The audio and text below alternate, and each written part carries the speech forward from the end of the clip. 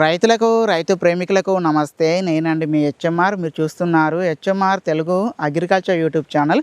ఈ వీడియోలో వచ్చేసి మనము ఏప్రిల్ మరియు మే నెలలో మనం ఎలాంటి కూరగాయ పంటలు సాగు చేసుకున్నట్లయితే అధిక దిగుబడులు వస్తాయి అనేది మొత్తం కూడా మనం ఈ వీడియోలో ఇప్పుడు మనం చూడబోతూ ఉన్నామండి. చాలా వరకు రైతన్నలు వీడియోస్ని చూస్తున్నారు కానీ లైక్ మాత్రం చేయడం లేదు. మీరు కనుక వీడియోని లైక్ చేసినట్లయితే తోటి రైతులకు సజెషన్లోకి వెళుతుంది.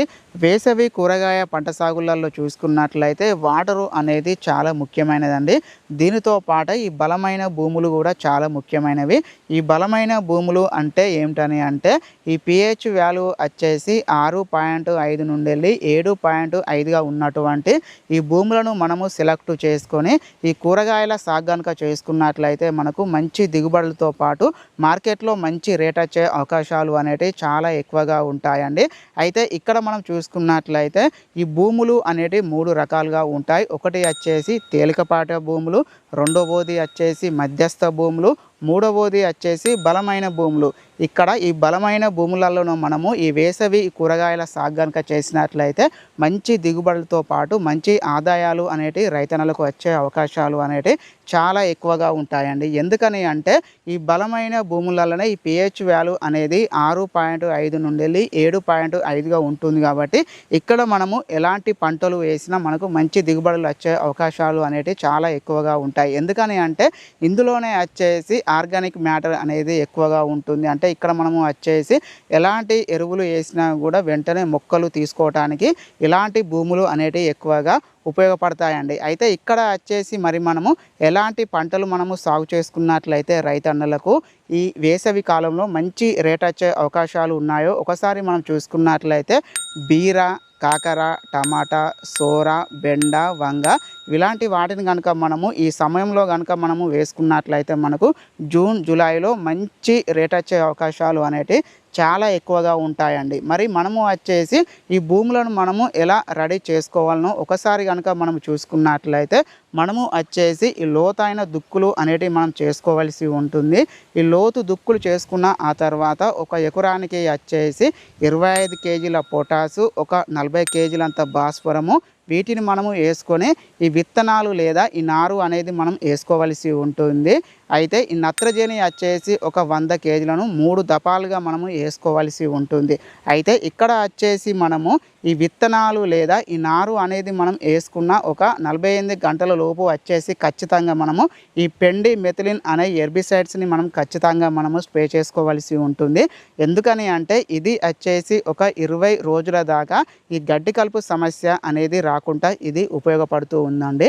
అయితే ఇక్కడ వచ్చేసి ముందుగా మనము ఈ బీర అలాగే కాకర గురించి కనుక చూసుకున్నట్లయితే ఈ బీర, ఈ కాకర వచ్చేసి ఒక ఎకరానికి 600 నుండి 800 గ్రాముల ఈ విత్తనాలు అనేటివి అవసరం అవుతూ ఉంటాయి.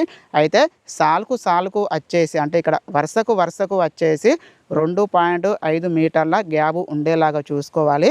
మొక్కకు వచ్చేసి 40 నుండి 80 సెంటీమీటర్ల గ్యాబు ఉండేలాగా మనం చూసుకోవాల్సి ఉంటుంది. అలాగే ఇక్కడ మనము వచ్చేసి టమాటా గురించి కనుక చూసుకున్నట్లయితే వరుసకు వచ్చేసి 4 ఫీట్ల గ్యాబు ఉండేలాగా చూసుకోవాలి. మొక్కకు వచ్చేసి 20 నుండి 40 సెంటీమీటర్ల గ్యాబు ఉండేలాగా మనం చూసుకోవాల్సి ఉంటుంది. అలాగే ఈ బెండ గురించి కనుక చూసుకున్నట్లయితే ఈ విత్తనాలు వచ్చేసి ఒక ఎకరానికి 1 కేజీ విత్తనాలు అనేటివి అవసరం అవుతాయండి. అలాగే ఈ సోర కనుక చూసుకున్నట్లయితే ఒక ఎకరానికి వచ్చేసి 500 నుండి 700 గ్రాముల ఈ విత్తనాలు అనేటివి అవసరం అవుతాయండి.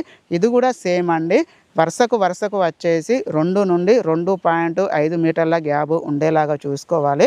మొక్కకు వచ్చేసి దాదాపుగా 60 నుండి 80 సెంటీమీటర్ల గ్యాబు ఉండేలాగా మనం చూసుకోవాల్సి ఉంటుంది. అలాగే ఈ వంగ గురించి కనుక చూసుకున్నట్లయితే మనకు మార్కెట్లో అంటే మనకు ఈ నర్సరీలో వచ్చేసి మనకు ఈ నారు అనేది దొరుకుతుంది. దాన్ని మనం తీసుకొచ్చుకొని వేసుకోవాల్సి ఉంటుంది. సో ఫ్రెండ్స్, మనము వేసవి కూరగాయ పంటలలో ఇలాంటి పంటలు కనుక మనం సాగు చేసుకున్నట్లయితే మనకు జూన్, జూలైలో మంచి రేట్ వచ్చే అవకాశాలు అనేటివి చాలా ఎక్కువగా ఉంటాయండి.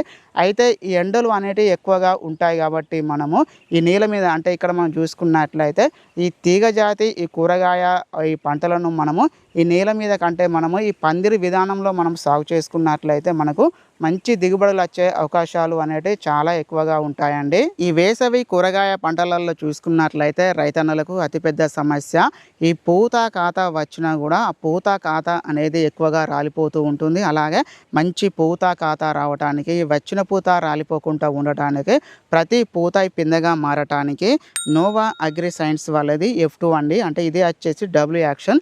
దీన్ని కనుక మనము స్ప్రే చేసుకున్నట్లయితే ఈ కూరగాయ పంటలలో మంచి పూత కాత అనేది వస్తుంది. అలాగే ఈ వచ్చిన ఈ పూత కాత రాలిపోకుండా ఉండటానికి ఇది ఉపయోగపడుతుందండి. దీన్ని వచ్చేసి మనం ఒక ఎకరానికి ఒక 100 ml చొప్పున మనము స్ప్రే చేసుకోవలసి ఉంటుందండి. అంతేకాదండి, దీన్ని మనము స్ప్రే చేసుకోవడం ద్వారా ఈ మొక్కలలో ఉన్నటువంటి ఈ సెల్స్ యొక్క బ్యాలెన్స్ కావచ్చు, అలాగే ఈ మొక్కలలో ఈ కిరణజన్య సమయక్రియ అనేది సక్రమంగా జరగడానికి కూడా ఇది ఉపయోగపడుతుందండి. అలాగే మొక్కకు రోగ నిరోధక శక్తిని పెంచి మొక్కని మంచి బలంగా చేసి అలాగే మొక్కలలో మంచి పూత కాత రావటానికి ఇది ఎక్కువగా ఉపయోగపడుతుందండి. దీన్ని వచ్చేసి మనము ఏ మందుతో పాటైనా కలిపి మనము స్ప్రే చేసుకోవచ్చు. దీన్ని కనుక మనము ఈ పంట కాలంలో ఒక 2 నుండి 3 సార్లు కనుక మనము స్ప్రే చేసుకున్నట్లయితే మనకు మంచి రిజల్ట్ వచ్చే అవకాశాలు అనేటివి చాలా ఎక్కువగా ఉంటాయండి. ఇది వచ్చేసి ప్లాంట్ గ్రోత్ రెగ్యులేటర్ అండి. దీన్ని వచ్చేసి మనము ఏ సమయంలో అయినా ఎప్పుడైనా మనము వాడుకోవచ్చు. సో ఫ్రెండ్స్, మనము వచ్చేసి ఈ వేసవి కూరగాయ పంటలలో మనము ఇలాంటి మేనేజ్మెంట్ కనుక మనము పాటించినట్లయితే మనకు మంచి దిగుబడులతో పాటు మనకు మంచి ఆదాయం అనేది రైతన్నలకు వచ్చే అవకాశాలు అనేటివి చాలా ఎక్కువగా ఉంటాయి. ఈ వేసవి ఈ కూరగాయలకు సంబంధించి మీకు ఎలాంటి డౌట్స్ ఉన్నా కామెంట్ రూపంలో కామెంట్స్ అనేది పెట్టండి. మీకు నేను పూర్తి ఆన్సర్ అనేది ఇస్తాను. రైతు సేవ కోసమే ఈ మన ఛానల్. ఇలాంటి నాణ్యమైన సమాచారం కోసం మన ఛానల్ని సబ్స్క్రైబ్ చేసుకొని పక్కన ఉన్నటువంటి బెల్ ఐకాన్ని యాక్టివేట్ చేసుకోండి. మరొక వీడియోలో మళ్ళీ కలుద్దాం. రైతులందరికీ ధన్యవాదాలండి.